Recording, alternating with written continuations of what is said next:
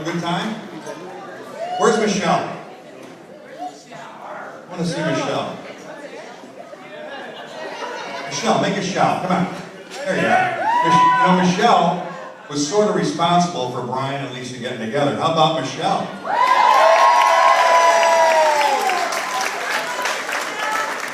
What a date for a wedding. Are you kidding me? Was this perfect or what? I promise you it will even get better. On behalf of Marianne and I, and Jeff and Joan Brummert, we'd like to welcome everybody and thank you so much for coming to our celebration today. We're really thankful for that, and I know a lot of you came from far away, and we really do appreciate that. I'd also like to acknowledge the grandparents, Lisa's grandparents, Frank and Gloria McAlpin. Would you wave, please? Dad, you don't have to dance anymore. A little later. Hi, Joan. How are you, Joan? I love Joan. I'd also like to acknowledge Anthony and Mary Napoli, Marianne's parents.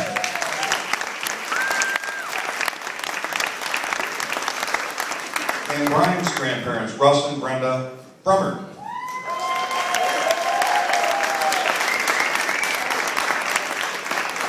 And Lucy Crew. Where's Lucy? Lucy, we're going to dance later, okay? And we'd also like to remember Robert Crew, Brian's grandfather. You know, there's something about having a daughter. I have to tell you, 34 years ago, Marianne read this book. It was called The Thornbirds. And she fell in love with a name in that book called Megan. So we said that when we started having kids, if we ever had a daughter, she was going to be named Megan. So Frank came along, and we never wanted to know what the kids were, boys or girls. We thought it was one of life's special surprises, and we just thought it would be cool to be surprised. So Frank was born. Megan got put in the closet. 2 years later, Matt came along. Megan got put on the shelf. No Megan. Marianne got pregnant, and a week before she was ready to deliver, we were talking about the baby's name. So it was going to be Megan, right? She wakes me up in the middle of the night, out of a sound sleep, and she goes, "Lisa Kathleen." I'm like, what? She goes, "The baby's name, if it's a girl, is going to be Lisa Kathleen." And what happened to Megan? We're going to name them after our sisters, Lisa and Kathleen, and they're here today. Thank you so much for being here. They're great role models for our daughter. You know, we never, like I said, wanted to know what the sex of the baby was going to be. But I have to tell you, when Lisa was born, 3 days after Marianne went into labor, I was just so overtaken with emotion that I had a little girl. Didn't expect it, didn't have any expectations at all. And when I saw I had a little girl, I just couldn't believe it. I had a little girl. And what a beautiful little girl she was, and she still is. Yay!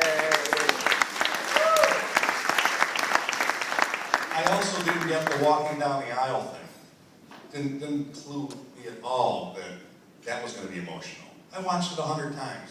Hadn't seen or felt any emotion like that. Well, maybe a little bit, but not like today. I get it now. It was just absolutely one of the most wonderful things I've had to do. And thank you for the privilege and honor of doing that. Every father should do that someday.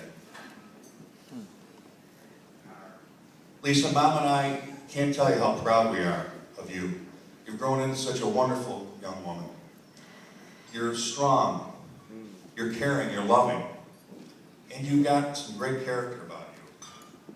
We're just thrilled to have you be married today, and we love Brian. You know that, right? I've told you that, haven't I? Hi, Joan. Joan's my bailout tonight. By the way, Lisa, you're also a really good boot camp buddy. We've been working boot camp this week together. Pretty cool. So Lisa, I have to tell you, I'm truly proud to be your dad. and I love you with my whole heart. You're a wonderful daughter.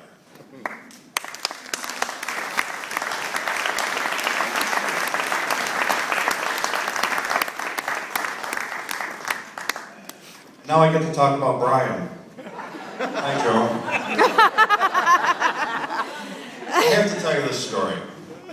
We went to Illinois about 3 years ago to see Lisa, and Brian happened to be there. So, as an icebreaker, we decided we were going to play golf together.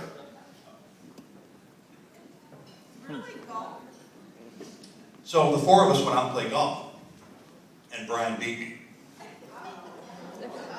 Yeah, it was a good match. He played pretty well, but he beat me. And then we decided to try it again the next day, and he beat me again. Thank you, sons. Appreciate it. And then he has the nerve to tell me he's only taken golf up a few years ago.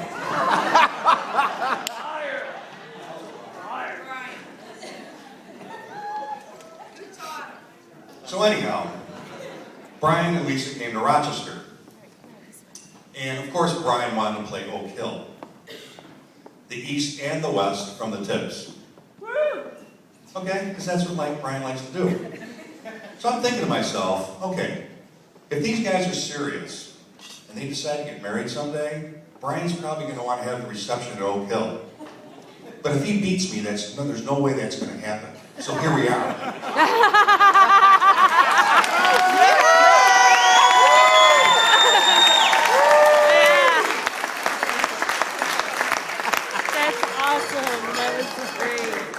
And then I remembered another story.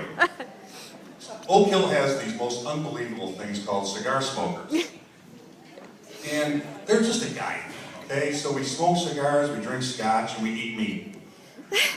And I invited Brian to one time, along with my friends Ralph and Andre. And we're hanging out, we're in line, I think, to get a filet or something. Probably a cigar in one hand and a scotch in the other. I turned around to Brian and I said, "Do you really love my daughter?" And I heard a giant thud. I turned around and Ralph and Andre were on the floor. I just thought it was a great thing to ask at the time. And he looked me in the eye and he said, "Yes, sir, I love your daughter to death." Way to go, Brian. That was a good answer.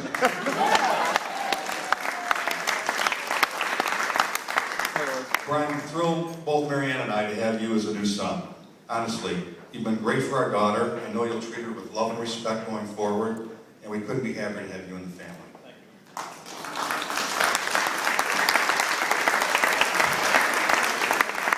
you. Just remember one thing, Brian. I loved her first. So I have 3 words of advice. That's sort of the protocol. There's no doubt, I know it's hard to believe, there may be arguments, disagreements in the future between the two of you. All I can tell you is, don't go to bed mad. Actually, that's not true. You go to bed mad, but make sure you at least kiss each other, maybe even say, "I love you." Because it's a whole lot easier to fix that the next day if you've got a little building around there. So, at least it gives you an open window to build on that, right? Because it's a lot harder if you go on and don't do something. So that's one bit of advice. Always put the marriage first. Marianne and I have lived by this. I bet you have too, Joan. Yep, Jeff? You? Jeff? Jeff said yes. Yes, Peter. You're going to have challenges in life. There's going to be jobs, there's going to be family issues, there are going to be children coming up. And they're all going to take your time. But if you put the marriage first, you'll be able to figure everything out. That's what's most important. And lastly, marriage is not a sacrifice. It's not what you give up, it's what you give. Remember that. That's very important. So I'd like everybody to raise their glasses and a toast to the newlyweds, Brian and Lisa. May you have health and happiness forever and ever. Cheers. Great job, Ken. Thank you. And now I'd like to introduce Dan McAlpin, who will do the blessing.